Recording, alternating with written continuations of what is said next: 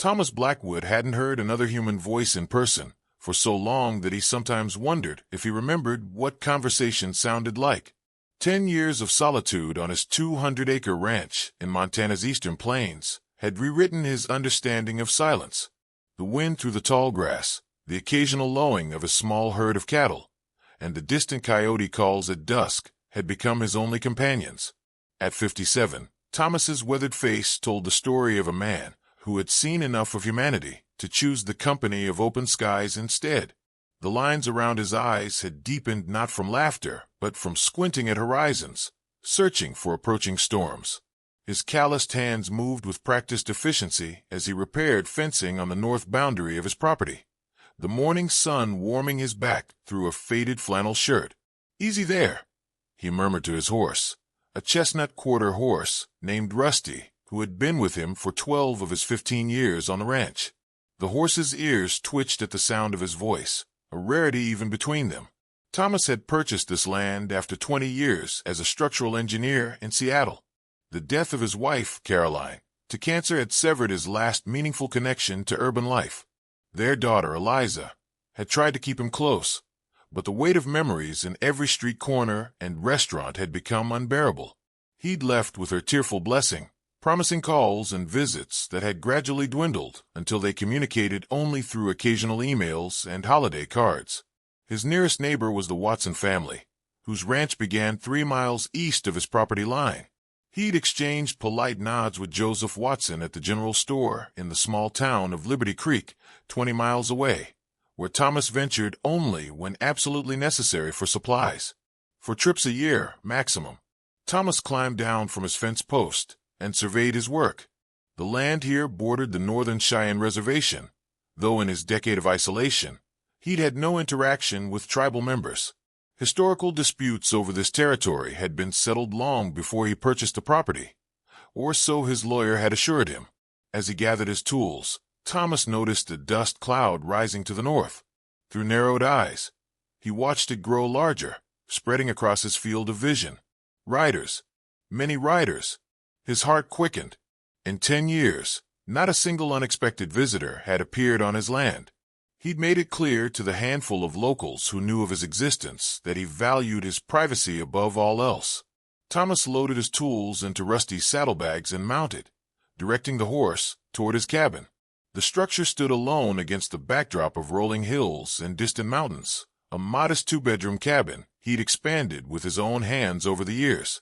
Solar panels on the roof provided minimal electricity, enough for his few needs. A satellite dish offered his only connection to the outside world, though he rarely turned on the television except to check weather reports. Inside, he filled a glass with water from the kitchen tap and stared out the window. The dust cloud had resolved into distinct figures now, horseback riders approaching in formation across his north pasture. Not just a few, but dozens, then hundreds. Their controlled movements suggested organization, purpose. Thomas reached for the rifle he kept mounted above his fireplace. He'd used it only for the occasional coyote or wolf that threatened his cattle. The weight of it felt foreign in his hands now as something like fear stirred in his chest. Through his binoculars, he finally made them out clearly. Native Americans on horseback, wearing a mixture of traditional and modern clothing. Many had painted faces and chest markings that Thomas didn't recognize. They moved with disciplined precision, spreading out along his northern boundary in a line that seemed to stretch from east to west as far as he could see. His phone, used so rarely the battery often died between charges, sat on the counter. Should he call the sheriff? The reservation police?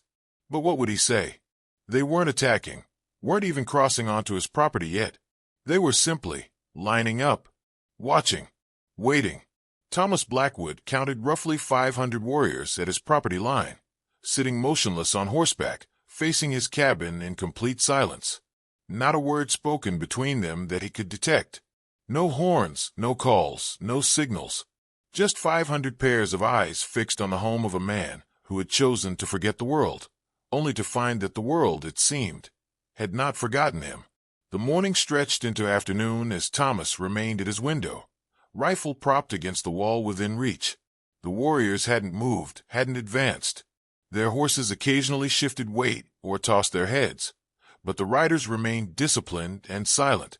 What the hell do they want? Thomas muttered to himself, his voice sounding strange in the quiet cabin. He'd had no conflicts with the Northern Cheyenne. He paid his taxes, kept to himself, and respected property boundaries. His land had been legally purchased, the title clean, despite the historical complexities of territory in this part of Montana. At 2 o'clock, Thomas made a decision. Diplomacy, however rusty his skills might be, seemed the only sensible approach. He pulled on his worn leather jacket, tucked his handgun into its holster at his hip, visible but not threatening, and stepped onto his porch. The sight was even more impressive from outside. The line of warriors stretched across his entire northern boundary, each rider spaced precisely from the next, creating a human fence that mirrored his own barbed wire one. Thomas walked slowly to Rusty, who was tethered to the porch rail, and mounted. He nudged the horse forward, approaching the center of the line at a deliberate pace. As he drew closer, he could make out details he'd missed through the binoculars. Many of the men, and some women, he now realized, wore eagle feathers in their hair. Their faces were painted with red and black patterns that seemed to follow traditional designs. Their horses were adorned with minimal decorations, primarily functional tack, rather than ceremonial regalia. Thomas stopped Rusty 30 yards from the line, close enough to speak, far enough to retreat if necessary. "This is private property," he called out, his voice cracking from disuse. "I'm Thomas Blackwood, the owner of this ranch. Can someone tell me what this is about?" For several long moments, no one responded. Then, from the center of the line, a rider moved forward. The man appeared to be in his 60s, his long gray hair bound with a strip of leather, his face marked with the lines of experience rather than ritual paint. He wore a simple denim jacket over a traditional ribbon shirt, the blend of cultures evident in his appearance. "I am Raymond Wolf-Track," the man said, his voice carrying easily across the distance between them. "Chief of the Northern Cheyenne. We have not come to fight, Mr. Blackwood." Thomas relaxed slightly, but remained cautious. "Then why have you come? And with so many?" "To honor a promise and acknowledge a truth," Raymond replied. "Today marks the 150th anniversary of the Battle of Wolf Mountain, the last major conflict between our people and the U.S. cavalry in this region. Our ancestors made a vow that we would never forget the boundaries of our traditional lands." Thomas felt a chill that had nothing to do with the afternoon temperature. "My deed is legal. This property was purchased fairly." Raymond nodded. "By Western law, yes. We do not dispute your paper. But there are older laws, older memories. We come not to reclaim, but to remember. Once each generation, we ride the boundaries that were once ours, to keep our history alive in the hearts of our young people." Thomas glanced down the line of riders. Many were indeed young, teenagers and young adults mixed among the elders. "You could have warned me," Thomas said, a decade of isolation making his words blunter than they might once have been. A slight smile crossed Raymond's face. "We sent letters to all landowners along our route 6 months ago. The county office has record of this. Perhaps a man who checks his mailbox as rarely as you do might miss such communications." Thomas felt heat rise in his face. His rural delivery mailbox stood at the end of his long driveway, often unchecked for weeks at a time when he wasn't expecting anything. "We will complete our ceremony by sundown," Raymond continued. "We do not cross your fence line without permission.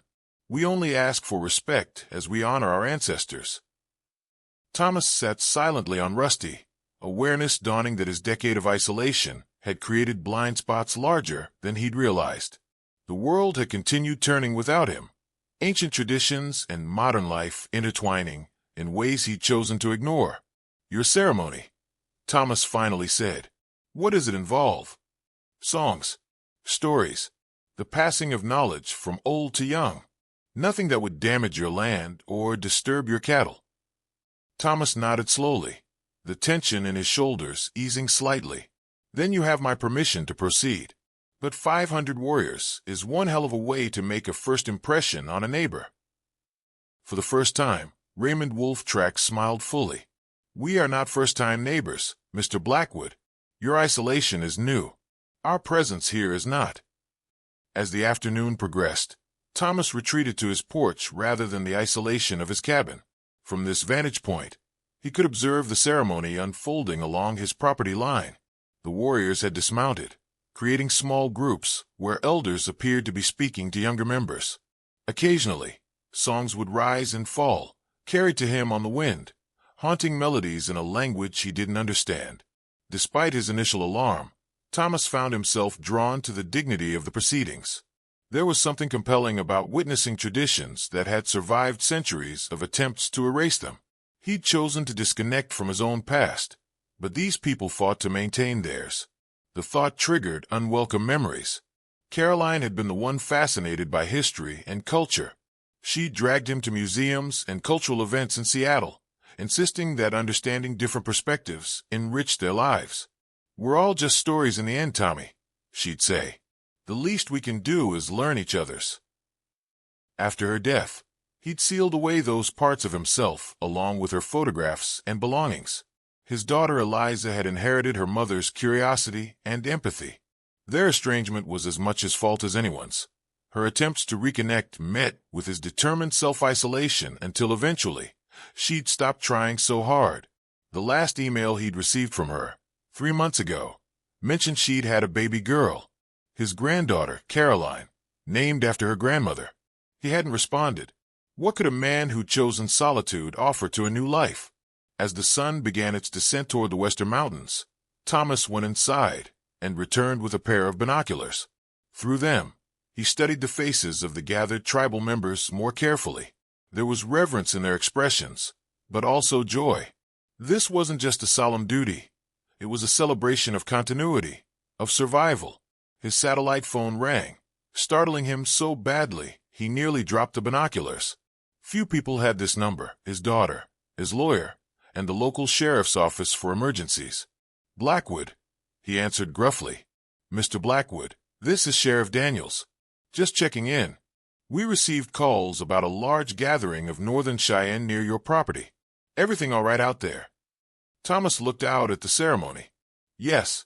They're conducting some kind of traditional observance. No trouble." "You sure? That's a lot of people on your doorstep for a man who values his privacy." Something in the sheriff's tone, a hint of prejudice barely concealed, irritated Thomas unexpectedly. "They're respecting my boundaries," he replied. "Just marking their traditional territories. It's their right." "Well, if you need assistance, we're 30 minutes out," the sheriff said. "Though between you and me, these anniversary ceremonies have been getting bigger every year. Some of the ranchers are getting concerned about where it's heading." Thomas watched as Raymond Wolf track moved among his people, speaking with the young warriors, pointing occasionally toward landmarks in the distance. "I think we've taken enough from them already, don't you?" Thomas said, surprising himself with the sentiment. "They'll be gone by sundown. No need for concern." After ending the call, Thomas sat heavily in his porch chair. The interaction had unsettled him, forcing him to take a position, to engage with the world beyond his fence lines. One conversation, and already he felt the complicated web of community politics tugging at him. As the sun touched the mountaintops, Raymond approached the fence line directly opposite Thomas's cabin. Their eyes met across the distance, and the chief raised a hand in acknowledgement. Without thinking, Thomas returned the gesture. It was the most meaningful human interaction he'd had in a decade. That evening, after the warriors had departed as promised, Thomas sat at his rarely used computer. The cursor blinked in the empty email field addressed to his daughter. What could he say after years of minimal contact? How could he explain that watching 500 warriors honor their past had somehow made him reconsider his determination to forget his own? He began typing slowly. "Eliza, I hear I'm a grandfather. Caroline is a good name. Your mother would be proud. Something unusual happened today. For the first time in 10 years, my land wasn't empty." A week after the ceremony, Thomas found himself doing something he hadn't done in years, checking his mailbox regularly. No rational explanation existed for this change in habit. The Northern Cheyenne had completed their observance and departed as promised. Yet something had shifted in him, a rusty gear suddenly turning again after a decade of stillness. On Friday, he found a hand-addressed envelope waiting. No return address, but the postmark showed it had been mailed from Lame Deer, the reservation headquarters. Inside was a single photograph, a black and white image of his land taken from a distance, showing the line of warriors along his northern boundary. On the back, a simple note in careful handwriting. So you may remember too, Raymond Wolf Track. Thomas studied the image for a long time at his kitchen table. The composition was striking, his isolated cabin juxtaposed against the human chain stretching across the horizon, a visual representation of his chosen solitude, confronted by community and tradition. Later that afternoon, as Thomas mended a section of fence on the eastern edge of his property, he spotted a truck approaching along the access road, the second unexpected visitor in as many weeks. His first instinct was irritation, but he waited as the vehicle came to a stop and a man in his 30s stepped out. "Mr. Blackwood?" The visitor called, keeping a respectful distance. "I'm Jason Wolf Track, Raymond's son." Thomas set down his tools. "Your father made quite an impression last week." Jason smiled slightly. "He has that effect on people. I'm actually here on business. I'm the Tribal Historic Preservation Officer for the Northern Cheyenne. We're documenting sites along the ceremonial route, and I wanted to speak with you about something we believe is on your property." "What kind of something?" Thomas asked, guard rising. "Historical markers from before European settlement. Nothing that would interfere with your ranching, but significant to our cultural mapping project." Jason hesitated. "My father suggested you might be more open to this conversation than some of the other landowners." Thomas considered this. Why would he think that? "He said you listened. Actually listened." Jason shrugged. "That's rare enough to notice." The simple observation struck Thomas more deeply than expected. When had anyone last credited him with that quality? Caroline used to say he was the best listener she'd ever met, before grief had closed his ears along with his heart.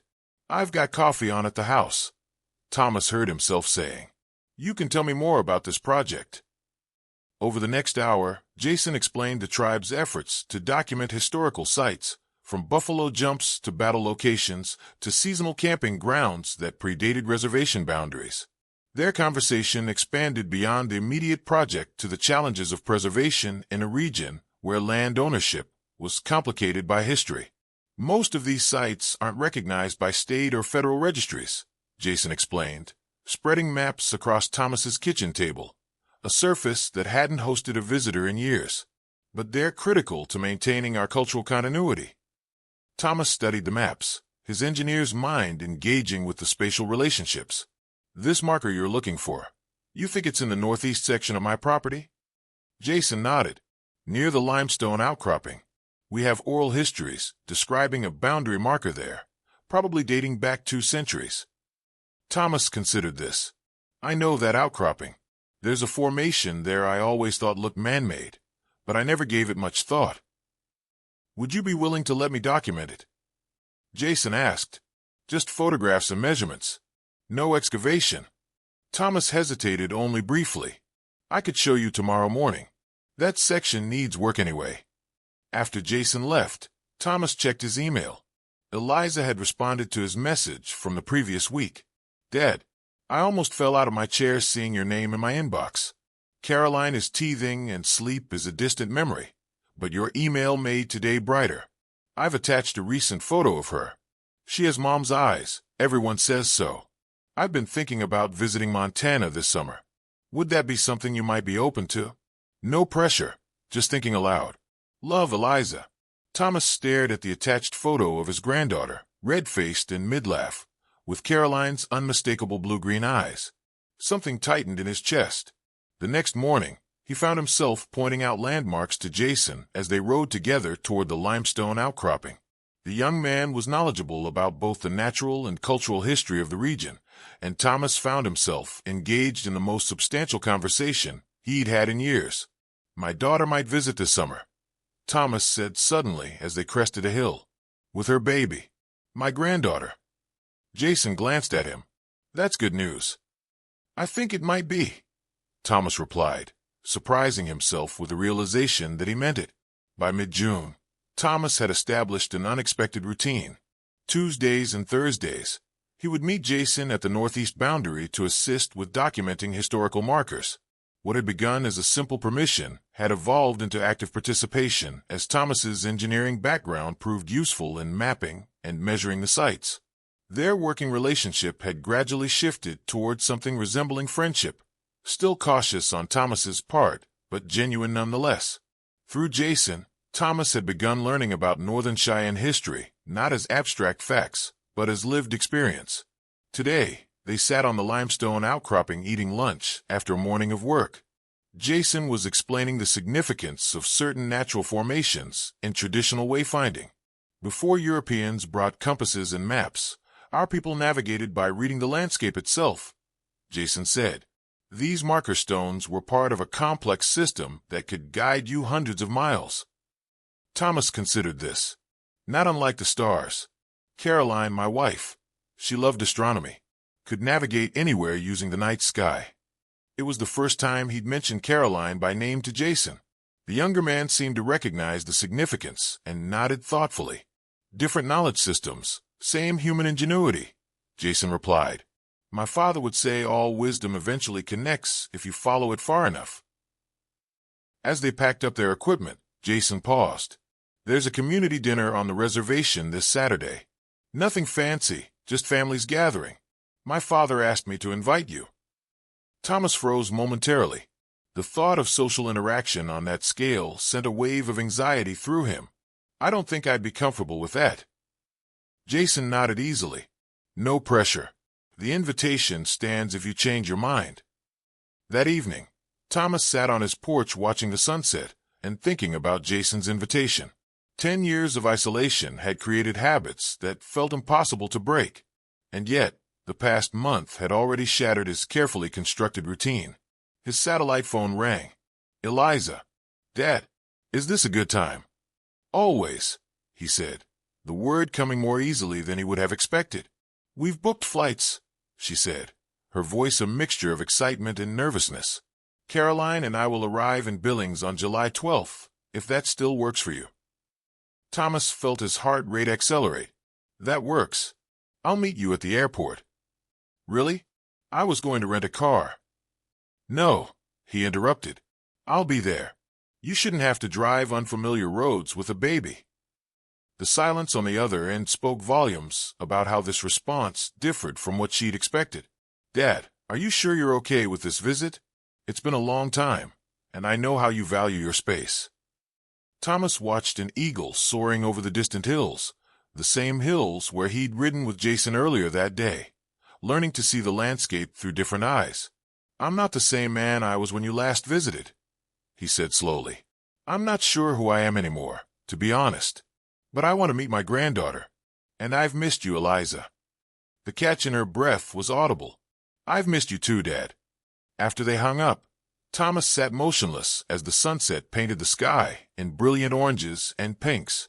Caroline would have loved this view. The thought came without the usual accompanying pain. On Saturday morning, Thomas found himself loading Rusty into his rarely used horse trailer. He drove the 20 miles to the reservation, following Jason's directions to a community center where vehicles were already gathered in the parking lot. His hands trembled slightly as he unloaded Rusty. What was he doing here? He didn't belong in this gathering of families and friends. As he hesitated by his truck, Raymond Wolf-Track emerged from the building, walking toward him with unhurried steps. Thomas Blackwood, the elder said with evident pleasure. You decided to join us. Thomas nodded stiffly. I hope that's still all right. More than all right, Raymond replied. A circle grows stronger with each new addition. Inside, the community center hummed with activity. Children playing, elders talking, food being prepared. Thomas felt overwhelmingly conspicuous until Jason spotted him and waved him over to meet his family. This is my wife, Sarah, and our sons, Michael and Daniel, Jason introduced. Sarah smiled warmly. Jason tells me you've been a great help with the mapping project. Will you join us for dinner? Before Thomas could respond, Raymond appeared at his side. Thomas will sit with the elders today. We have much to discuss. As Raymond led him to a table where several older tribal members were gathered, Thomas realized He was being given a place of honor rather than being treated as an outsider. The gesture simultaneously terrified and moved him. "My daughter and granddaughter are visiting next month," Thomas found himself telling Raymond as they sat down. The chief nodded approvingly. The circle widens further. Good.